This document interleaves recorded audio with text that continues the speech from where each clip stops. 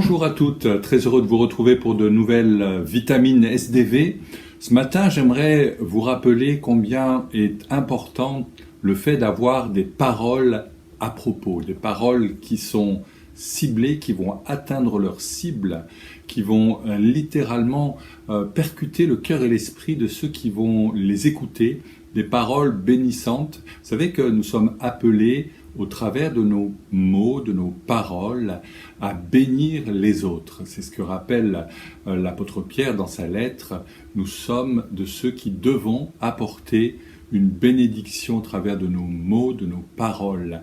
Alors, j'aimerais rappeler cette vérité telle qu'elle est extraite du livre des Proverbes lorsqu'il est dit « comme des pommes d'or sur des ciselures d'argent, ainsi est une parole dite à propos ». Autrement dit, ces pommes d'or et ces ciselures d'argent nous parlent littéralement d'une œuvre d'art.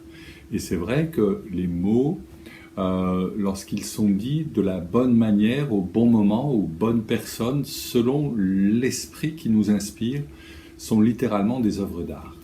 Et j'aimerais rappeler cela au travers de quelques exemples, notamment l'exemple suivant d'une missionnaire qui est bien arrivée sur la fin de sa vie, s'est retrouvée hospitalisée, sachant qu'elle n'aurait certainement que peu de temps encore à vivre. Eh bien, cette femme, quasi mourante, bien qu'étant encore consciente, va avoir la visite d'un pasteur et alors qu'elle souffre dans son corps, alors qu'elle sent l'œuvre terrible de la maladie qui ronge son corps, son enveloppe, voilà que cet homme de Dieu va simplement se pencher près d'elle et lui dire à son oreille cette parole du Cantique des Cantiques: « Qui est celle qui monte du désert appuyée sur son bien-aimé ?» Cette parole va avoir l'effet d'un baume particulier, sentant que son désert allait bientôt prendre fin, étant elle-même appuyée sur le bras de son doux et de son merveilleux bien-aimé qui est le Seigneur Jésus. Un autre exemple, celui d'un groupe de jeunes chrétiens qui font route ensemble, et là commence à émettre des doutes quant à l'écriture. Il est dans des études universitaires qui, sans cesse, sont là pour remettre en question les fondamentaux de la vérité biblique.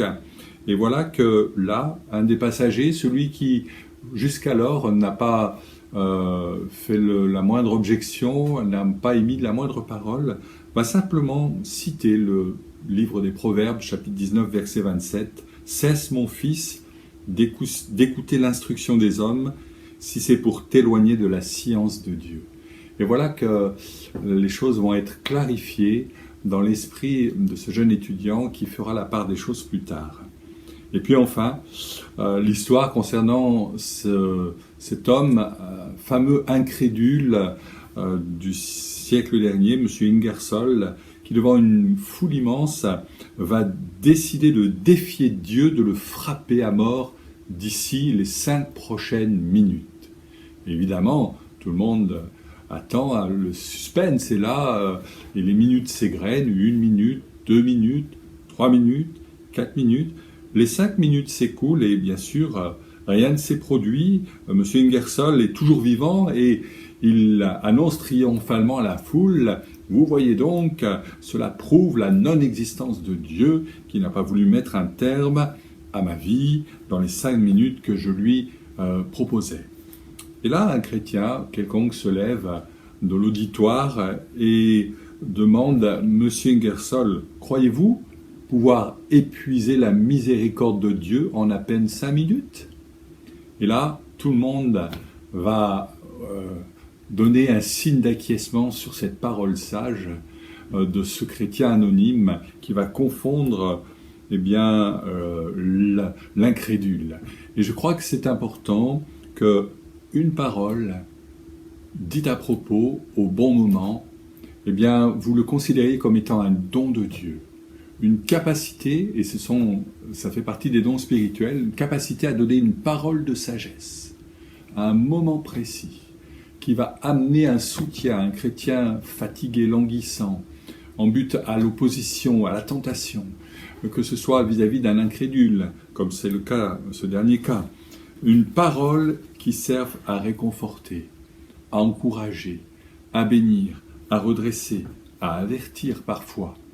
Eh bien, je crois que c'est là tout le vœu du Seigneur, que ses enfants soient tout à fait attentifs et réceptifs, et capables ainsi d'apporter de telles paroles à propos. Alors, ce matin, avant de nous séparer, on va prier ensemble, et on va demander au Seigneur, aide-nous en cela. Seigneur, je veux te prier pour ceux qui ont entendu cette capsule, de les aider à réellement être sensibles à la voix de ton esprit, d'être réellement en connexion avec l'esprit qui veut donner ces paroles de sagesse afin que nous confondions ceux qui peut-être sont incrédules, afin que nous exhortions, nous encouragions, nous bénissions ceux qui ont besoin de l'être. Alors Seigneur, qu'aujourd'hui il ne se passe pas cette journée sans que nous ayons dans nos bouches, sur nos cœurs et dans nos bouches, de telles paroles à propos, que ce soit des pommes d'or sur des ciselures d'argent pour ceux qui les entendront. Amen. Que Dieu vous bénisse. À bientôt.